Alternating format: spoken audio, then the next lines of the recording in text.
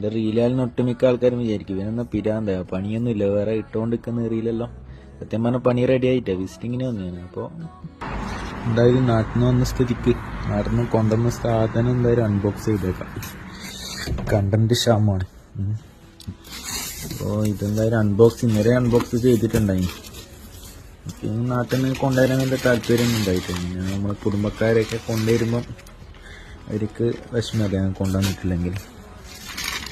ഇതെല്ലാം പൊട്ടിച്ച് പിന്നെ അതുപോലെ ഞാൻ കൊണ്ടുവന്നാൽ തന്നെ എനിക്ക് വേണ്ടിയിട്ട് കൊണ്ടുവന്നേക്കാം. വെച്ചാൽ റൂമിലുള്ളവർക്കെല്ലാം കൊണ്ടുവന്ന് കൊടുക്കാൻ എനിക്ക് ഭയങ്കര ഇഷ്ടമാണ്.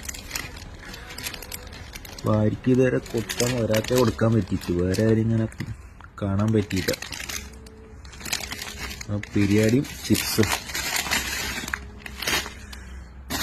പിന്നെ മുറുക്കാണ്.